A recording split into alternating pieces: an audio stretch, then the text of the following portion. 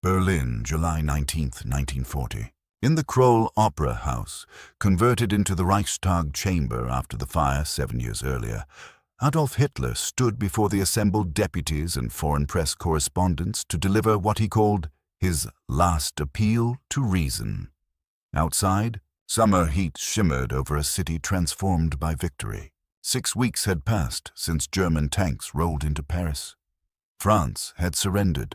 The British Expeditionary Force had evacuated from Dunkirk, leaving behind nearly all its heavy equipment.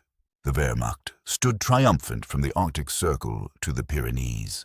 Inside the Opera House, Hitler spoke for more than an hour. He recounted Germany's victories, praised his generals, promoted a dozen field marshals in a ceremony that would have seemed absurd just months earlier. Then, near the end, his tone shifted. He turned to address Britain directly. "In this hour," Hitler said, "I feel it to be my duty before my own conscience to appeal once more to reason and common sense in Great Britain. I consider myself in a position to make this appeal since I am not the vanquished begging favors, but the victor speaking in the name of reason. I can see no reason why this war must go on." The speech was broadcast across Europe. German military leadership listened with satisfaction. In their assessment, Hitler had offered Britain an honorable exit. The alternative was obvious to anyone who understood military reality. Britain stood alone, its army shattered, its European allies defeated or neutral. Continuing the war made no sense. General Franz Halder, chief of the Army General Staff, heard the speech from OKW headquarters. He had spent the previous weeks planning the victory parade through Paris, organizing the redeployment of divisions, considering the Army's future structure now that the war in the West had been won. In his diary that evening, he noted the speech with approval. Britain would see reason. They had to. But in the corridors of the Reich Chancellery and in the offices of the Oberkommando der Wehrmacht, a quiet unease had already begun to take root. Because 3 days earlier, on July 16th, Hitler had issued Directive Number 16. The directive began with a conditional statement. As England, in spite of a hopeless military situation, still shows no signs of willingness to come to terms, I've decided to prepare, and if necessary to carry out, a landing operation against her, if necessary. The phrase revealed the assumption underlying all German planning. The invasion, codenamed Seelöwe, Sea Lion, was a contingency, a threat to encourage British reasonableness. Surely they would negotiate before it came to that. Admiral Erich Raeder, Commander-in-Chief of the Kriegsmarine, read Directive 16 with growing dread. Unlike the army generals flush with continental victory, Raeder understood what crossing the English Channel meant. The Royal Navy remained intact. The Kriegsmarine had suffered severe losses during the Norway campaign in April. 10 destroyers sunk, the heavy cruiser Blücher destroyed, the battleships Scharnhorst and Gneisenau damaged. Germany possessed no specialized landing craft. The army wanted to cross on a broad front from Ramsgate to the Isle of Wight. Raeder knew this was fantasy. On July 11th, 8 days before Hitler's speech, Raeder had met with the Führer to discuss the naval situation. He stressed the difficulties. The crossing would require absolute air superiority. The weather window was narrow, September at the latest, before autumn storms made the channel impassable. Even then, success was uncertain. Hitler had listened, then said something that revealed his thinking. The British have lost the war. They just don't know it yet. This was the prevailing view at German high command. Britain had been expelled from the continent. Its army had abandoned its weapons at Dunkirk. It faced the full might of the Wehrmacht alone. Continuing the war was irrational, and the Germans believed the British to be, above all, rational. They were, in the German military imagination, a practical people who understood when they were beaten. Reichsmarschall Hermann Göring, commander of the Luftwaffe, shared this confidence. His air force had dominated the skies over France. British fighters had been shot down in large numbers during the Dunkirk evacuation. Göring assured Hitler that if Britain refused to negotiate, the Luftwaffe alone could bring them to terms. Destroy the Royal Air Force, bomb the ports and factories, and British resolve would crumble. But Göring, like the others, expected negotiation to make this unnecessary. Britain's new Prime Minister, Winston Churchill, was known as a warmonger, but surely the British establishment would remove him once the futility of resistance became clear. Cooler heads would prevail. July 22, 1940. 3 days after Hitler's speech. In Berlin, German leadership waited for Britain's response. The Foreign Ministry monitored broadcasts from London. Military intelligence analyzed British troop movements for signs of demobilization. That evening, the BBC broadcast a response. Not from Churchill directly. The Prime Minister considered Hitler's speech beneath formal reply, but from Lord Halifax, the Foreign Secretary. Halifax's statement was brief and cold. Britain rejected any peace that did not restore freedom to the conquered nations of Europe. The war would continue. In the Reich Chancellery, Hitler's rage was reportedly volcanic. He had offered generous terms. Britain could keep its empire, its fleet, its independence. He had asked only that Germany be given a free hand in Europe. And they had refused. Not just refused, but dismissed his offer with contempt. At OKW headquarters, the reaction was different. Not rage, but bewilderment. Halder wrote in his diary, "The British have apparently not yet recognized that they have lost the war." The entry captured the German military's incomprehension. This wasn't bravado or propaganda. Halder genuinely could not understand why Britain fought on. General Alfred Jodl, chief of the operations staff at OKW, shared this confusion. In late July, he drafted a memorandum analyzing the situation. Britain's strategic position was hopeless, he wrote. They could not win. At best, they could survive behind their naval shield, but they could not defeat Germany. Therefore, they should negotiate while they still had bargaining power. That they refused suggested either delusion or a failure to grasp military reality. But there was another possibility, one that some German officers began to consider. Britain was waiting for something. For America to enter the war, perhaps. For the Soviet Union to be drawn in. For something to change the balance. This possibility troubled the more thoughtful members of the German High Command. It suggested a longer war. A war of attrition, a war Germany might not win. Admiral Raeder pressed this concern in meetings throughout late July. If Britain would not negotiate, and if invasion was to be attempted, it must happen soon. The Kriegsmarine needed months to prepare. The army needed specialized training for amphibious operations. The Luftwaffe needed to achieve air superiority, and all of this had to be completed before autumn weather closed the window. Raeder presented Hitler with a memorandum on July 31st. The Navy could not guarantee success, he wrote. The Royal Navy remained formidable. The crossing would be an act of desperation that should only be attempted if no other option existed. Hitler read the memorandum and made a decision that revealed his own assessment.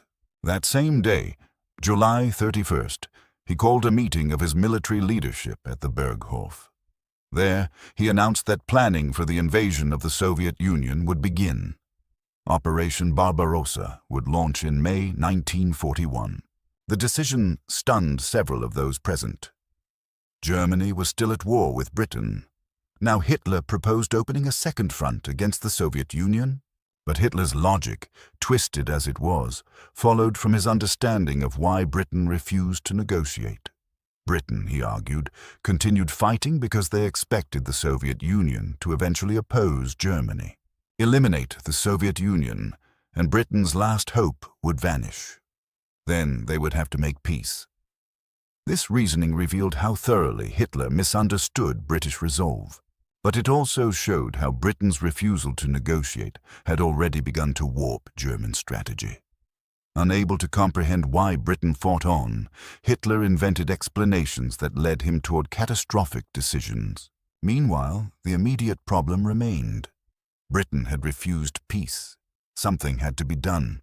On August 1st, Hitler issued Directive No. 17. In order to establish the conditions necessary for the final conquest of England, I intend to continue the air and naval war against the English homeland more intensively than before. The Luftwaffe would destroy the Royal Air Force, bomb British ports and industry, and break British morale. This would either force Britain to negotiate or create conditions for invasion. Göring received the directive with enthusiasm. Finally, the Luftwaffe would prove its decisive power. He assured Hitler that the RAF could be destroyed in 4 days of intensive operations. 2 weeks at most. Then Britain would be defenseless. Other members of the High Command were less certain.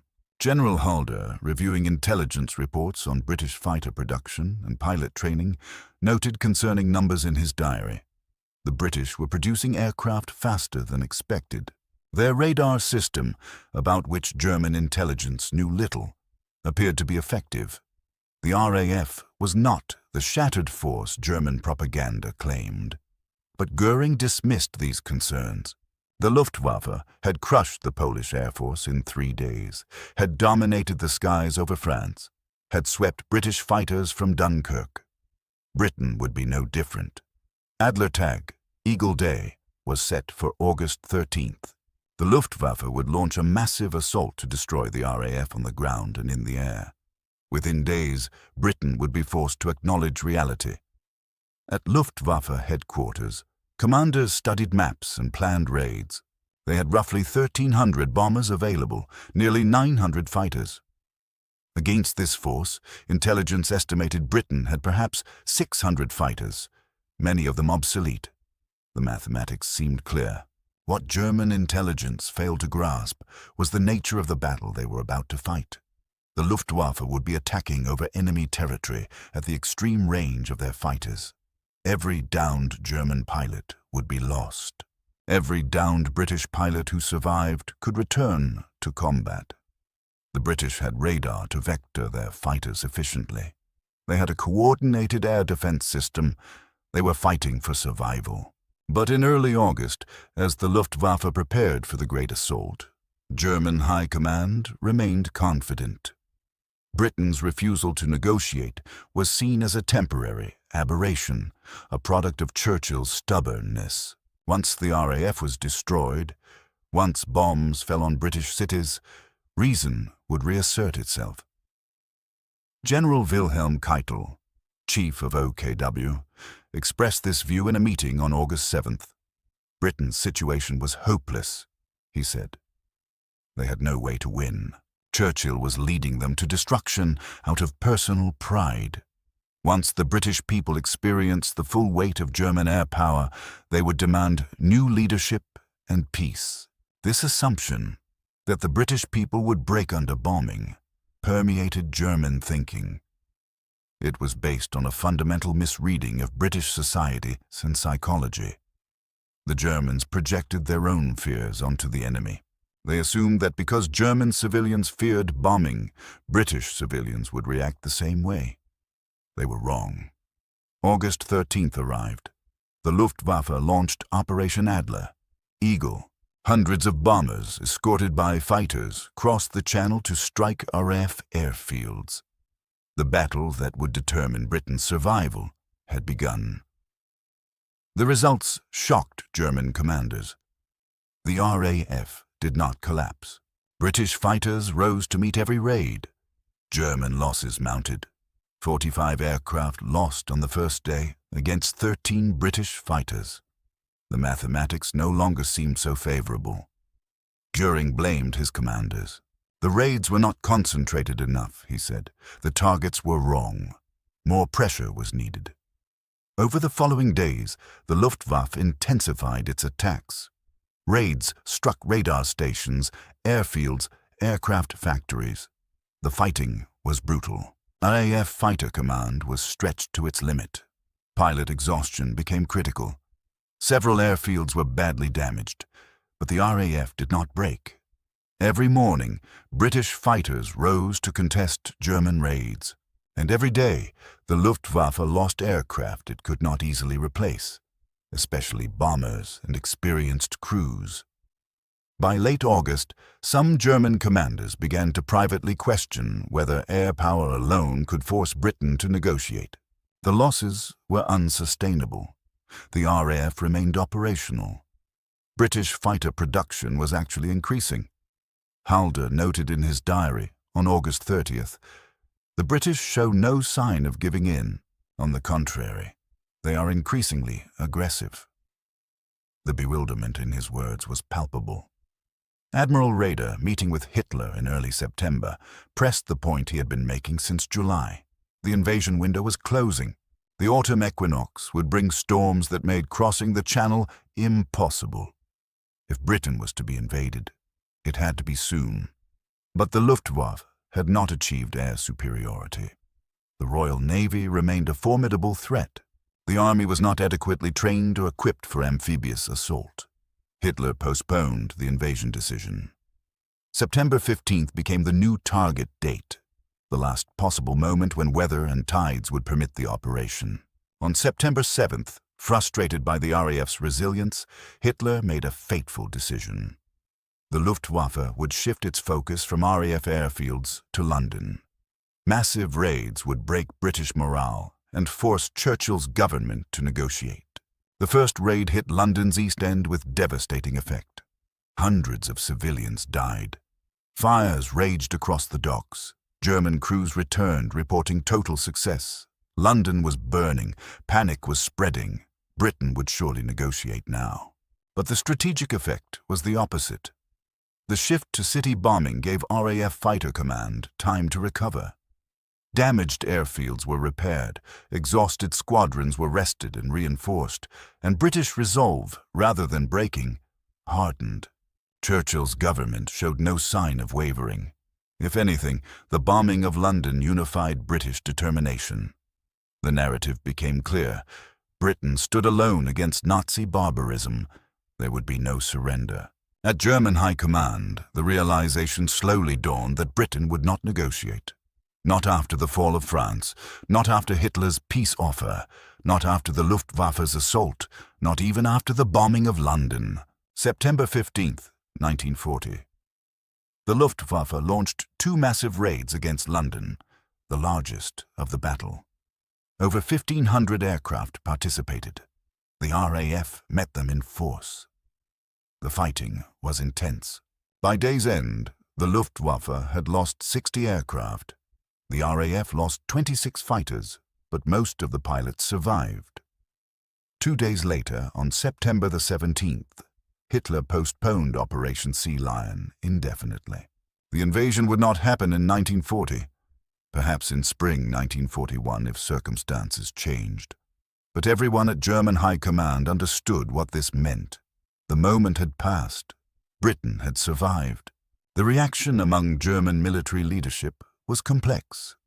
Publicly, they maintained confidence. The war was not over. Britain was isolated.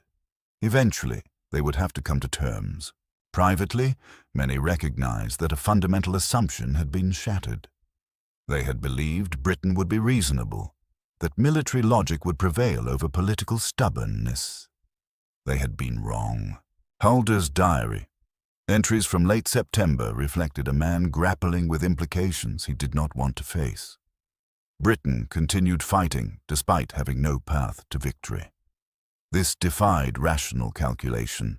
It suggested that the war would not end quickly, that Germany faced a long struggle of attrition. Other commanders drew different conclusions.